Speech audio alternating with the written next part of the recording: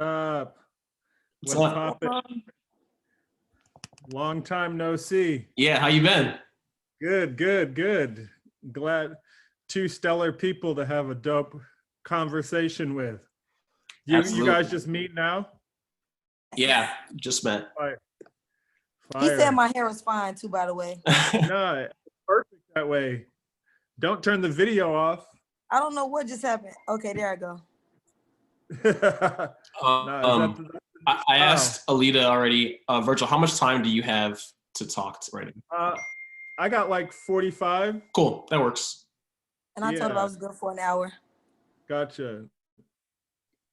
Perfect. Cool. It's lit. Super lit. Let me turn my beeping off. Yeah, I had to put my phone on Do Not Disturb. Yeah. Because you're popping? Yeah, I'm popping too. This phone, the people on this call are popping. Not I. Yeah. Perfect. Yeah, let's get into like how many interviews have you done like this week? You do a lot, right? Yeah, I've been doing like one a week now with No Trey, but this is like my first video one, but it's gonna be good. Yeah. Perfect. So I just have a few questions. The first one I'm gonna direct to Aleta. What drove you to start Hugs No Slugs, and was there like a specific moment or a person who inspired that mutual aid initiative? Yeah, so in 2015, my mother died. Her anniversary is actually the 15th of this month. And during that time, right after I buried her, this little kid named Tyshawn Lee was murdered. He was lured into an alley and he was executed. And I saw so many people talking about like how bad Chicago was and how horrific his death was, but I didn't see enough people talking about, well, this is what I'm gonna do to try to make Chicago better. So I just didn't want to be another complaining person. I wanted to be a person that was attached to solutions or at least hope. So within these last 5 years, I've really inserted myself into the notion of you can still live in a hood and live. If this is where you have to be, let's try to make it a better place to be at. Yeah, definitely. And, you know, as I've watched, the work that you do is super noble. So I want to thank you for all that. It's cool. Virgil, how did you become aware of Aleta's work and like what made you want to empower the work that she's doing? Well, I think the most notable thing that Aleta said so far is like, it's cool. That's like, you know, let's just be real. Like when you see stuff in the world, especially today, it's like those of us that have our like eyes and ears tuned, you can see the real, and then you see a lot of stuff. Like just putting it like, and I think that's ironically, we're having this conversation with Chicagoans. So I think what makes this place special is that like Chicago, there's something in the water with that. Like just how people move and how people like present what they do, you know, and how we represent what we do. So when Don C., who I was on with earlier today, his wife, Kristen Crawley, put my wife and me on, and it was like, I think, you know, we're all from Chicago. So it was all this like, I think where we're from, people just do their own thing and they get it done. And then they talk, how they talk about it lets you know like what they're really doing. And so the fact that it was going around amongst my people that I respect, like Don and Kristen, I was already like, one of my big things about people doing good work, whatever you want to call it specifically, is like that they're actually doing the work and that they're in control of it. You don't find that every day. So when I came across her Instagram, I was like, this is the honesty and integrity and the actual doing the work that I want to be a part of. Not something that's just like a big organization that you don't know where the money's going. You don't know if they're actually helping people. This is like 100% what I would like devote energy to. Which you have.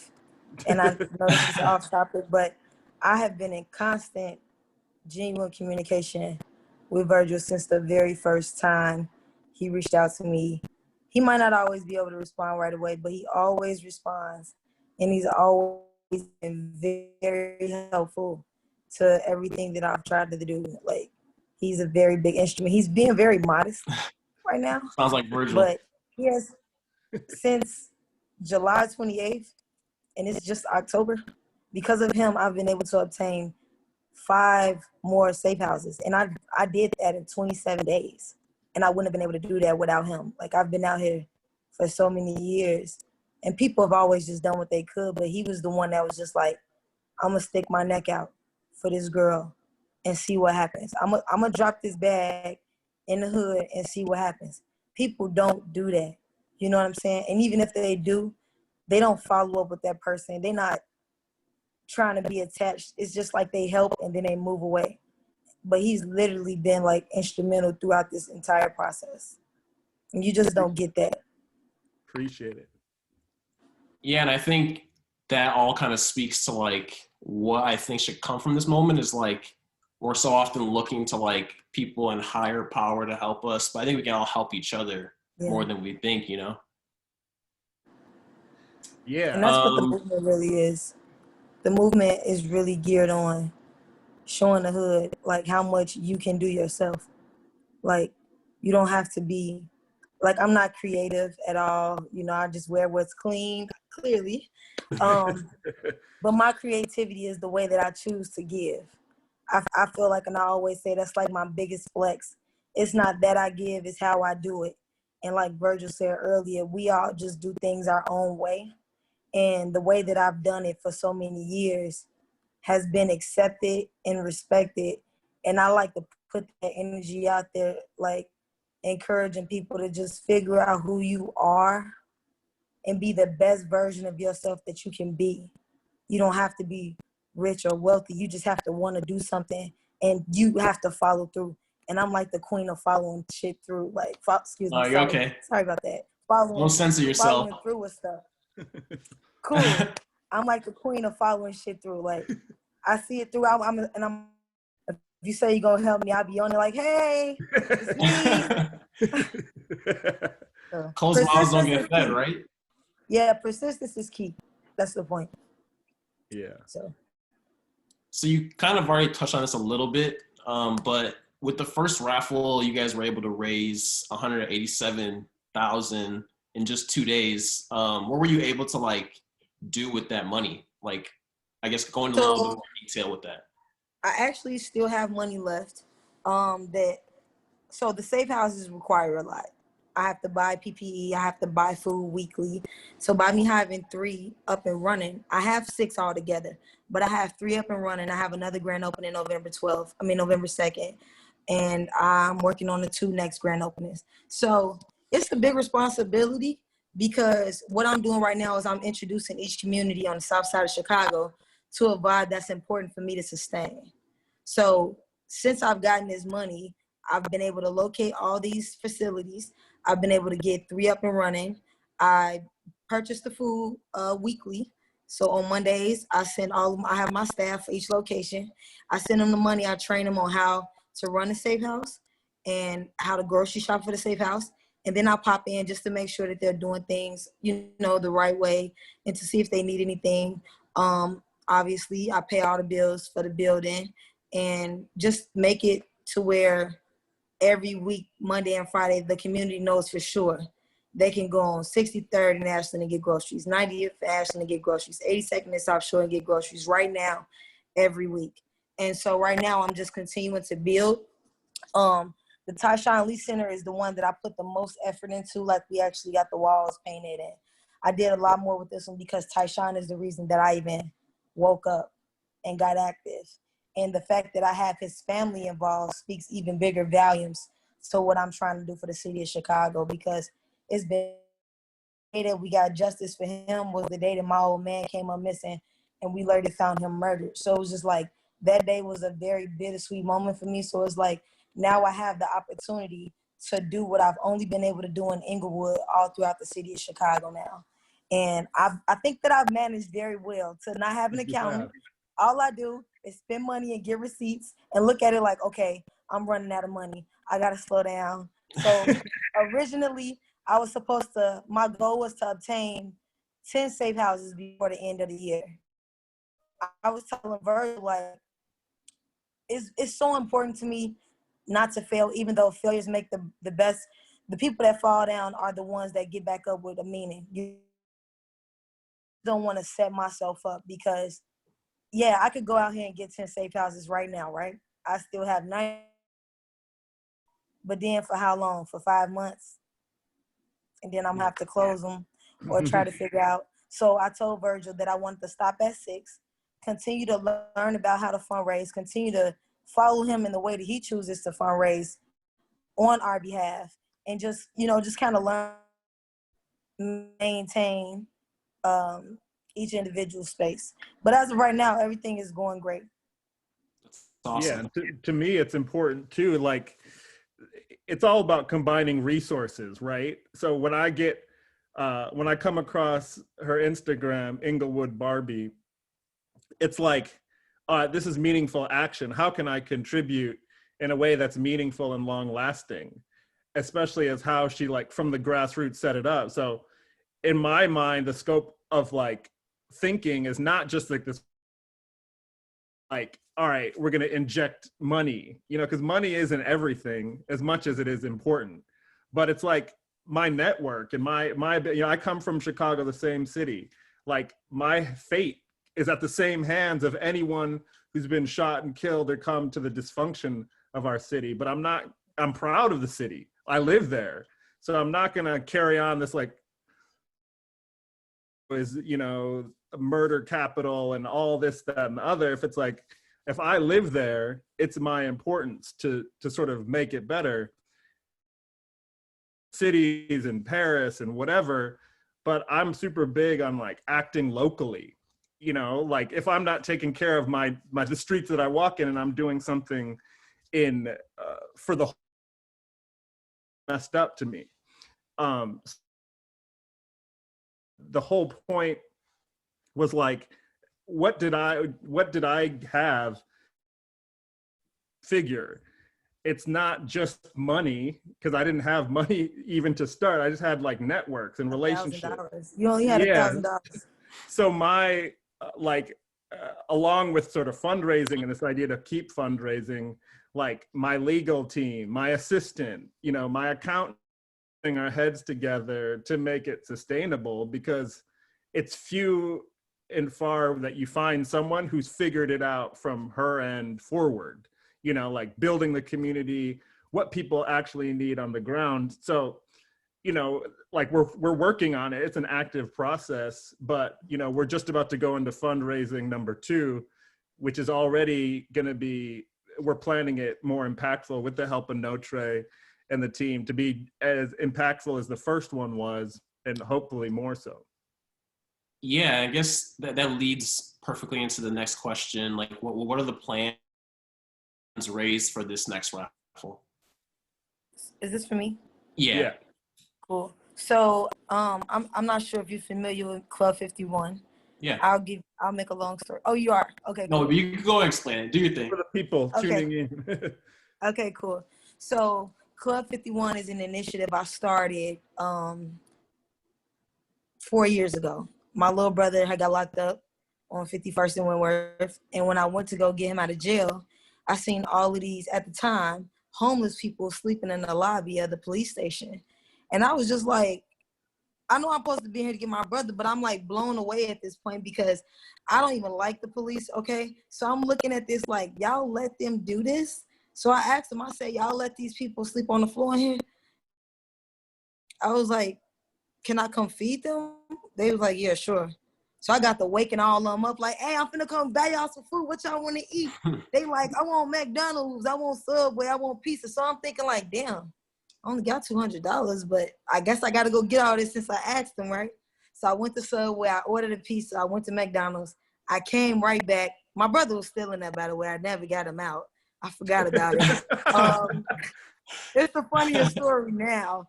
So I went back. I got all this food. I came back. I got to waking them up like, man, I came back. Wake up, y'all. Wake up. What's your name? What's your name? So they tell me their name. I'm like, damn. It felt so good because they was just like, you really came back? You really got the pizza? Man, I ain't had McDonald's in a long time. I'm thinking in my mind like, oh, we so ungrateful. We take so much for granted. This man is happy to see nasty ass McDonald's. I gotta do this. I gotta do this again. So I asked the police, I was like, do y'all mind if I come in here and, you know, I don't know, feed them maybe a few more times? It was like, we don't care. So that one time turned into the rest of the month of February. Then when I got to day 28 and I was like, I knew everybody's names and I was like telling them like, I'm sorry, y'all, this is my last day. I was crying. And then they was just like, why you gotta go? And I was just like, you know what? I don't gotta go nowhere. So that 1 month of just being random turned into 3 months. And then when the third month came, I was just like, I need to figure out how to shut it off. So I said, well, then you know what? I'll do this the whole winter. I'll commit to doing it every year for the whole winter.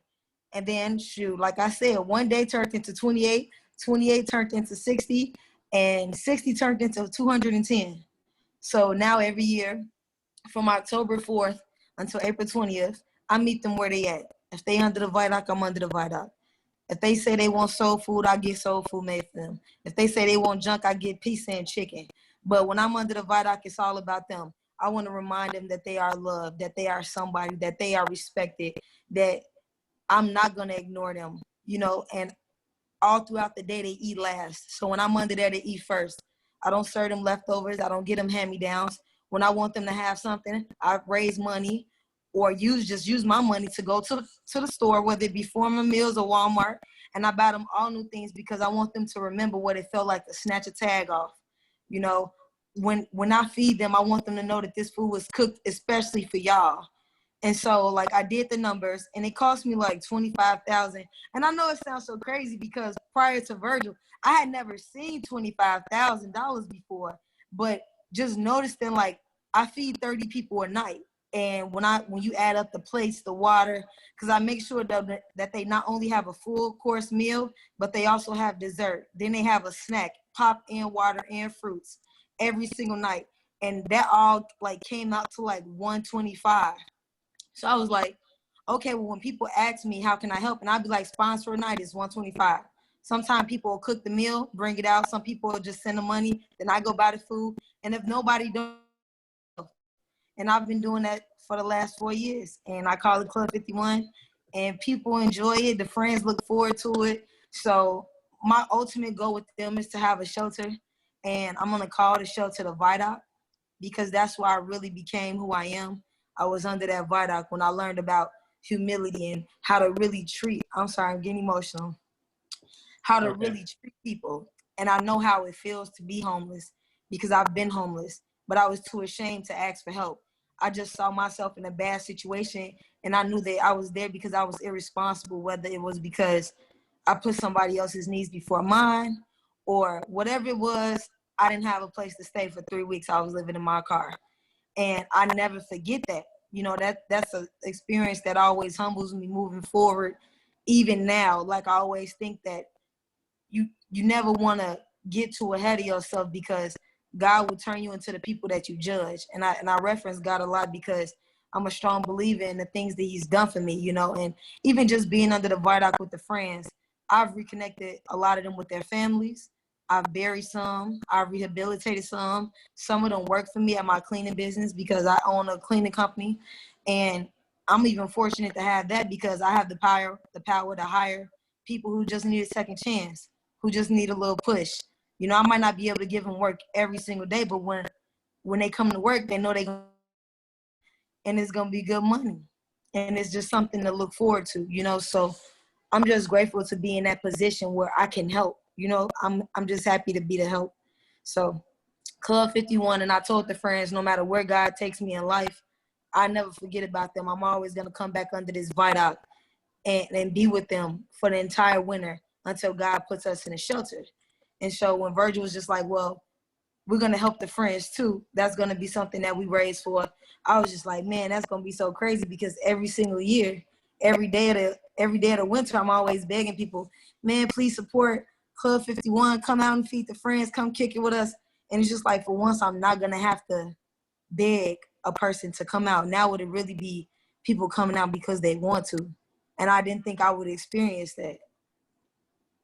Yeah. Sorry. Yeah, it's a big deal. Like, think about it. Like, you know, these are like, and it's God's plan. This is where the modernity of faith and believing in a higher power, like she said, it's like, we're the people that you judge. Like, if I drive through a viaduct and I take the time out to like look, and I see people sleeping there under the tent, and then I go about my business, I can't tell everyone what to do. This is just how I can go to sleep at night, is to be like, that person's important to me just as much as the people I'm going home to. If we live in the same city, you know, and I drive under there every day, figuratively. So it's like, if it's within our power, you know, and especially it's 2020, everyone is voicing their concern. But if you're voicing it just on Instagram and on Twitter, but then you're like going home and like going to eat, and then you throw the rest of your food out, and you're just like watching Netflix and sneakers, and it's like, you know, I don't find value. And that's my thing. It's like, that's why I live in Chicago. You know, I don't live in whatever, but it's important to me that it's like these, like, how can what I'm doing, and that's what the power of Notre and even this platform for us to speak and tell our story, like not in an interview where someone's asking a question that's like, tell us this, just to sort of write a, it's too much. We ain't going for those flat questions. Somebody tried to attack Virgil one day in the interview, and I lost it. Like, no, you're not gonna do that to him. Don't do that.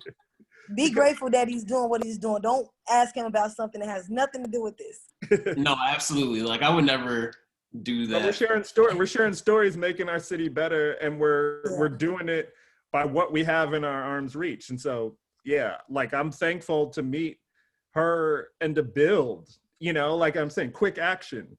Like, this is not something to meet about and have meetings and be like, oh, we're going to do this, a bunch of red tape. It's like, if it's within our means, like, we can do it. Yeah. Virgil, I recently saw you say you have to know better to do better. What does that mean to you? It's exactly that, you know, like, I'm at a point where I've seen a lot, right? And like I said, it started at the beginning, like being from Chicago, it's like I can see the performative side of feeling bad, feeling like they want their city to change, or feeling like they're upset about the institutions in their city. And it's like, I think something about the modern world with the internet and social media, everyone's posting to sort of project like this finished version of themselves. Like, I'm this person, like, and then you're constantly living half digital, half real. And I was like, let's not lose sight of the fact that you have to grow. Like, you have to be a human. So you should never feel like you're complete. And like, if you feel like you're doing the most, or you feel like you're making the world a better place, think about how much more there is to do. Yeah. You know, people can look at me at Louis Vuitton or Off-White and be like, oh, I got it. You know, like, I probably got my feet kicked up, but I'm just born that way, where I feel like I'm 17 all the time, you know? And that means that, like, I still want to achieve and I want to make a dent. So as I get older, I'm less into the tangible materialistic things or even stuff that people think that I am. Like, I'm more into, like, doing better, learning, like, how can my whatever I have help somebody else? That should be my new challenge. Not like, you know, I used to have these like visions of being like, the goal was to make it, right? Then no one tells you what to do afterwards. And it's like, oh, this has more value on my mental state than doing a collection in Paris, which I thought was like the goal in life, when they told me I couldn't do that, and I didn't look like a designer. I didn't go to school the same way that they did. It's like, now I look at them and I'm like, what do you guys do? What do you guys do? You know, who are you? Really? But that's my vibe, you know. Yeah.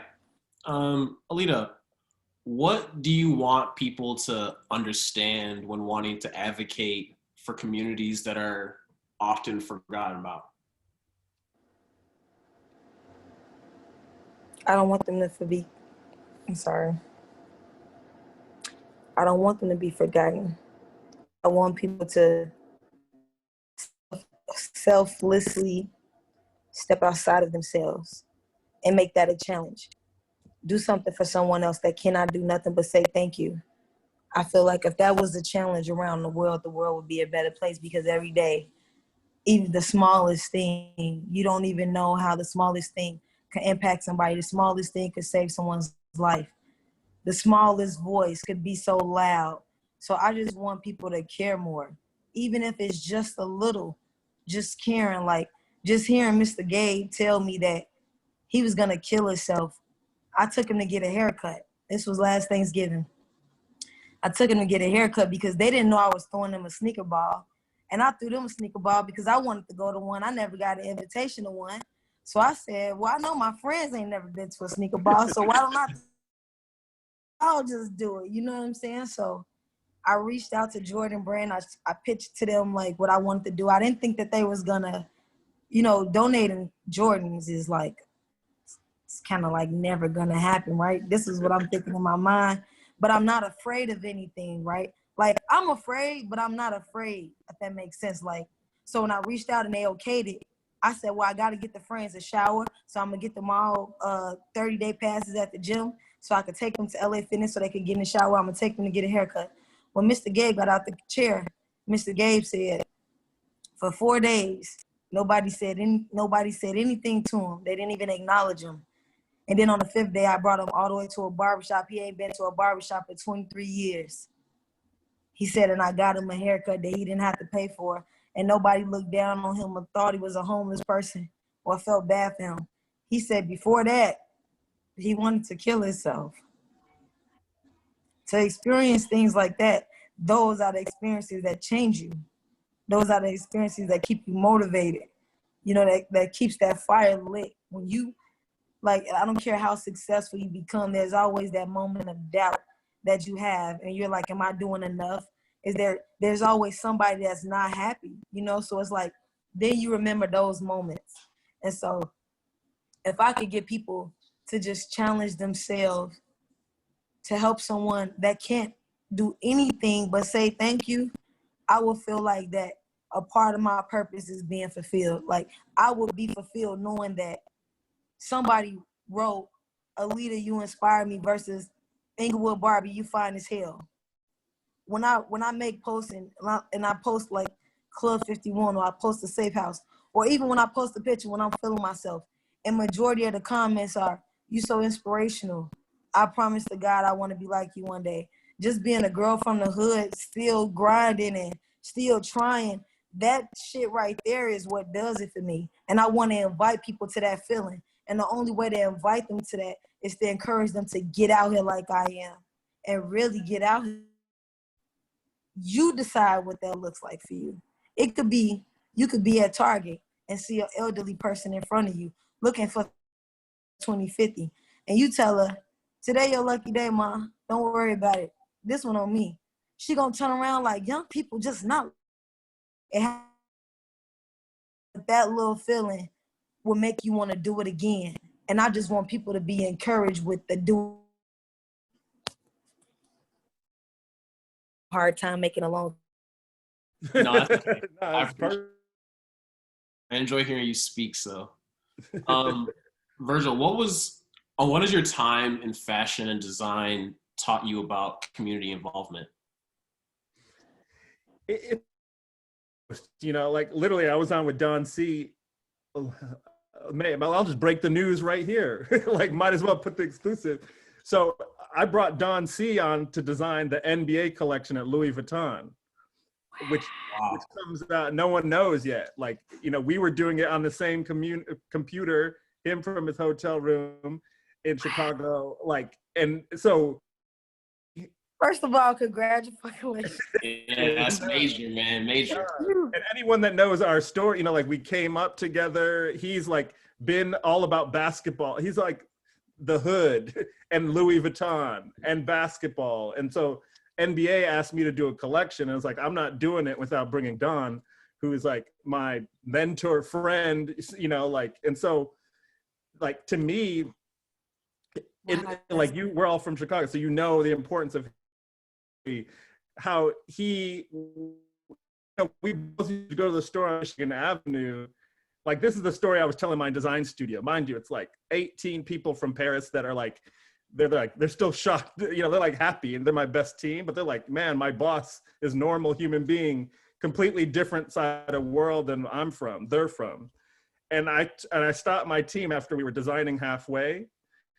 And I was like, yo, it's wild. You have Don C and myself who used to just go to the store on Michigan Avenue, and we would tell the salespeople, like, yo, you guys should have done this in like Black Python. Like, it would be so fire if the logo was like, if it, on the fur, it had like the basketball. Like, we would be telling them, because no one thought that we were designers. They thought that we were just shoppers. But we were so obsessed with Louis Vuitton that we knew what the brand was and that we would suggest to the staff. And I was like, 10 years later, we're telling them like, oh, we want the pants and the jacket and do the hat like this with the snake skin on it like that. And Don is like, oh, I'm going to send the buckle because you did it wrong. And I was like, you have to pause in a lifetime. Was like, who would tell, you know, when you see kids like, we all, Michigan Avenue, Oak Street, like when I go into the store, the security guard usually tells me to like chill, even to this day. Like, I'll go to the store and they'll be like, oh, you know, I don't look like the typical customer, but in reality, I'm their boss. Okay. Hold on. Okay. Sorry. So in a nutshell, like when I go to work, like I'm trying to break down those barriers and showcase that we can do it too. We can do it in a gracious way. We can be thankful. We can uncrack the relativity of fashion. You know, it really, it makes me emotional too. You know, in Chicago, a kid will get shot for a Louis belt. Like, that's it. The belt itself. And I'm from that city and now I design them. The whole moment is like, I'm trying to preach, like, they could be designers too. Like, if I can come from the same city, make it to this institution, fashion off-white, like, and that really gave me purpose. Like, this project with Aleta is like we're like the Jordan element. Like, we raffled off a pair of Jordans that people would literally be killed for in our city, but we turned that thing into a positive that's making people smile. That's putting food. We took that one thing and we're changing the narrative, and that's why. And that one shoe in design helps thousands of people a week. Yeah, that one shoe is helping thousands of people. And so it's like, that's where, like, to your question, it's like, all right, I was starting to get into like, fashion is just fashion. Two things. Aleta taught me another thing. Like, fashion isn't just fashion because we can do great things with it. But Aleta was like, yo, I love, she had a story. Like, when I called her, I think she was just at the Louis store or something. You can explain the story. But I was like, you have to feel good. Like, we deserve to feel fresh. We deserve to feel, what was the story? I literally just bought my very first Louis Vuitton, like 3 days before he called me. And I was just like, this is the Virgil? Like the only black man from Chicago. I'm just like, I just bought me some Louis for the first time, 31 years old. And I just got my first Louis. So yeah, I have a lot of more pieces. Well, not a lot, but I got like 10 pieces now. I feel pretty accomplished though. Like, I came a long way, okay? And so I know, to like other people, you know, I've never been one that fancied over designing because I just knew that it wasn't something that I could afford. It wasn't something that I was willing to save for. But I always knew that one day I'd be able to go into the store. I won't have to look from the outside. That I would be able to one day go into the store and be able to comfortably purchase something, even if it was just a belt, which was my first item, by the way. It was a belt. It has to and be. Then I got the Neverfull, which I've been wanting the Neverfull for 6 years, so I got it now. So I'm feeling pretty good about that. My first Louis belt was fake, so that's a small fact. And that was always my thing. I was like, I'm never I'm never gonna wear any fake designer. When I finally do it, everything is gonna be real because I'm real. And now it's just kind of like, now that I have it, it's just like, I didn't feel fulfilled, if that makes sense. Like, I felt very accomplished when I finally got it, but I thought that I was gonna be so much more fulfilled. I think, to me, fashion is really what you want it to be. Like, it's really irritating for me to see someone that literally will wear Louis Vuitton headband, necklace, t-shirt, belt, pants, shoes. I'm just like, okay, you are a Louis mannequin, you rich, we get it. I'm cool with a belt, a pair of shoes in my bag, you know what I'm saying? But people's idea of what fashion is, everybody's sense is different. Like, I'm not gonna lie, like, just being, now that my eyes are like open to Virgil and like I feel a part of his life to a certain extent, like when I see he posts things, I click on it because it's not something that I'm used to.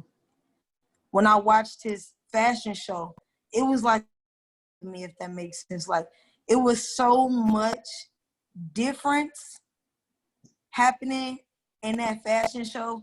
I was just like, this is my friend that put this together. I'm friends with the guy that did this. And he's Black, just so y'all know. Like, it made me feel very proud to not only be a Chicagoan, but to just be evolving.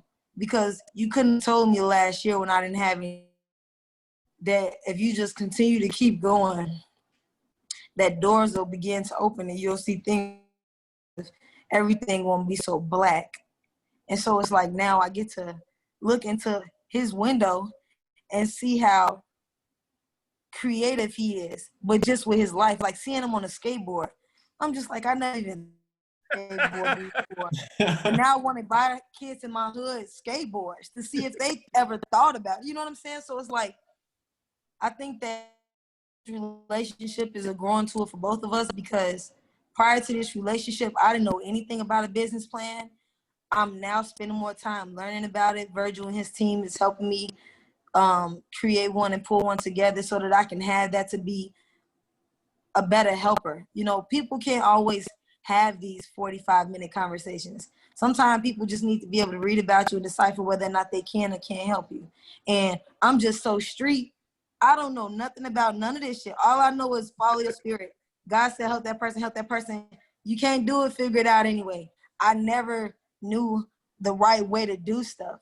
And so now I'm learning, like, I won't even say the right way, but the more corporate way of doing things, but still maintaining my originality, if that makes sense. Like, and that's why I really appreciate dealing with him, because Virgil has never sent me a text like, Aleta, don't post the picture with you smoking a cigarette. People are watching you. I told Virgil, like, it's my birthday, things about to get wild. Virgil was like, live it up, it's your birthday. But in this world, people want you to conform to what they believe society should look like. And that's why I'm grateful that I'm dealing with an artist who sees the world different than what the normal person does. Because creativity and originality, is that right? Yeah. Is like his entire thought process. And even though I'm not an artist, I feel like the way that I live my life is creative. And I never want to move away from that. Man, yo, yeah, I gotta tell you, I just had this, like, there's this artist that I admire that, like, is like the Michael Jordan of art world. He's a friend of mine called Arthur Jaffa, right? Adeshola, you know him? Yeah, he's one of my favorites. Yeah. So I talked to him this week. I check in with him because, you know, like, to be Black and in art and like at the forefront, bounce ideas. And he told me this great thing that I want to pass on to everyone else. And Aleta, you'll love this. He was like, everyone that's Black is born a conceptual artist.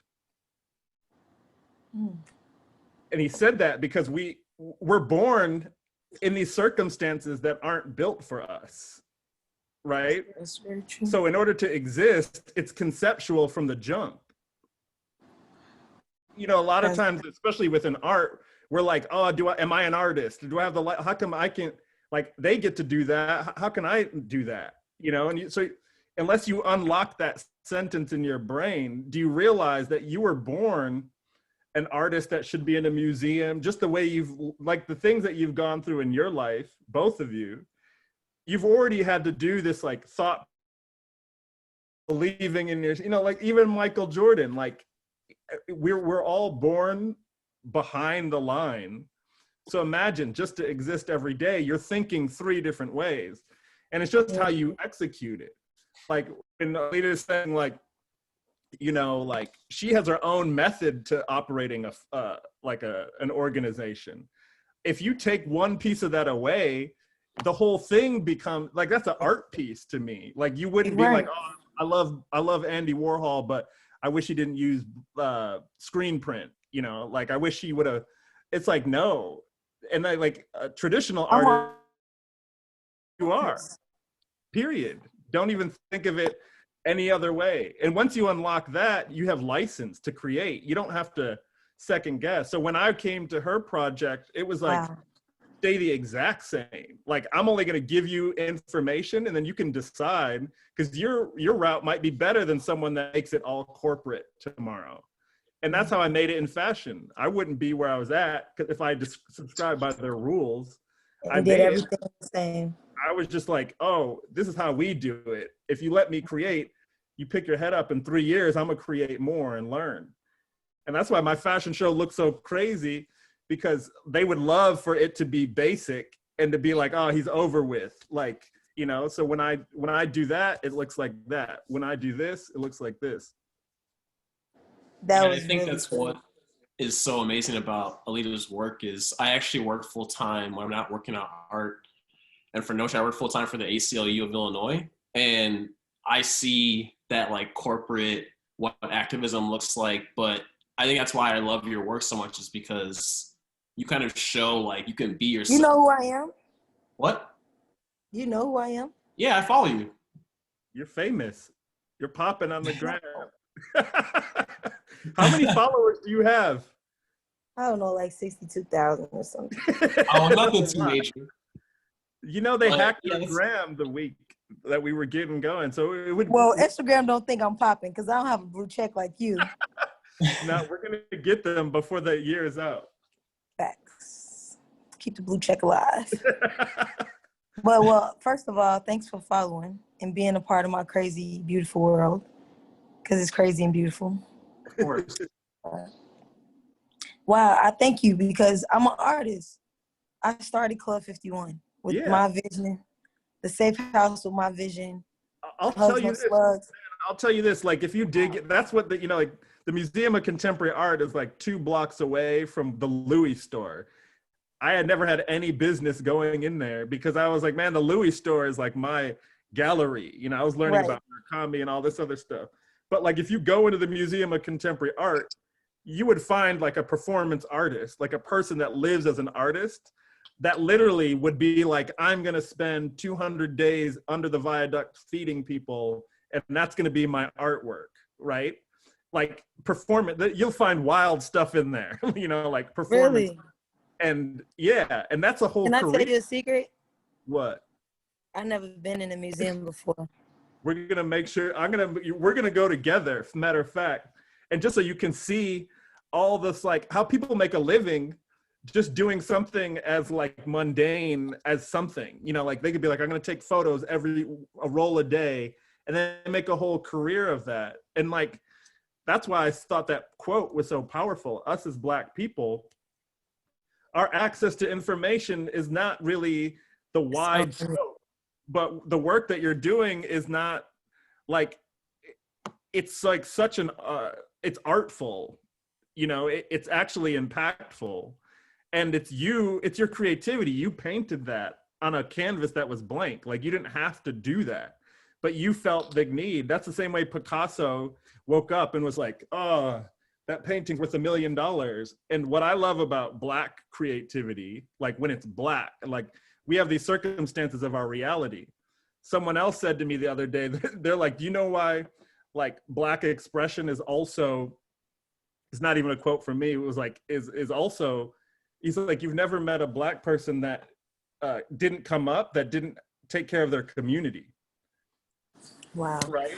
like either like most, like if you're from a European sense, you don't necessarily have to take care of your block, take care of your cousins, and make sure the whole community grows with you. Like, but we do that Can I as a show you guys something? go for it. Can I show y'all my first piece of artwork in my house? Yeah, let's see it. Wow. That's me. The friends. That's you. That was me last year under the viaduct for 7 days. Wow. Someone took that picture and printed that out for my birthday. And That's it was crazy because I said, I never put up pictures. My first time putting up pictures was when I moved here. I never put any of my awards up. I never did none of that stuff because I just never felt like nowhere I ever lived was really home, right? And I was like, when I finally moved out the hood, the first piece of artwork I want in my house is me sleeping under the viaduct with the friends, because that's where I feel like I really became into who I am, you know, under there, like learning and being patient and just developing under there. And yeah, so when you first come to my house, that's the first thing you see. That's the full circle. Yeah, crazy. Perfect. I know we're coming towards the end of time here. Virgil, I have No. a question. Through your new platform, Public Domain, you created like a Black-led creative team to work on your Nike collaborations, which I feel like that kind of seems to be like a through line with a lot of the advocacy work you've been doing lately. Why have you made an intentional effort to do that? Well, you know, in this, the problem is, or the ambition is that, like, I'm never in the position that I am. I find myself having to like explain a lot, right? And I always want that conversation to be shorter for the 17-year-old version of myself, which would be a Black young kid that's like, hey, I want to design Jordans too. I don't get any sense of accomplishment when all these shoes come out and like, you know, people can't get them or people do wild stuff and they sell for extra crazy. Like, I don't pay attention to all that, but I feel the weight. And I know what it's like to be that kid that's like, I want to do that and not knowing the way to go. So if you add up all my projects, it's like, how can I keep the door open for young Black kids to do what I do? So when I'm old, I look up and there's 6 designers on Paris Fashion Week that are Black, that come from suburbs, or they come from Atlanta, they come from LA, and they're like, oh, I did it because I showed my parents, like, oh, Virgil does that. Like, so then my boss, and they let them do that.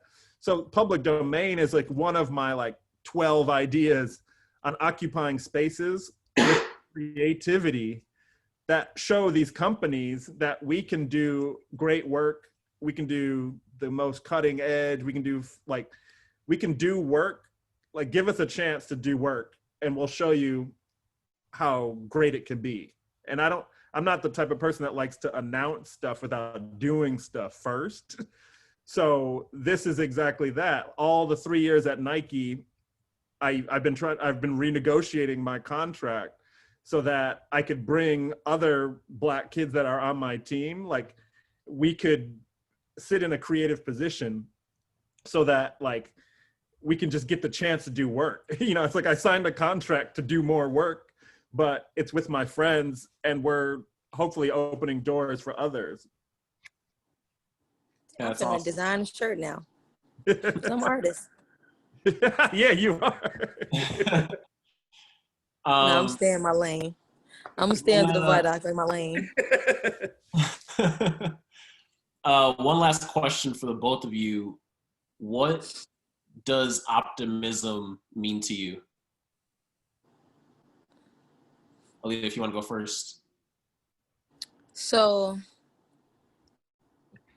I like to consider myself a realist. I take things for what they really are. I try to be optimistic for the most part, but I think I'm always 110% realistic about any situation.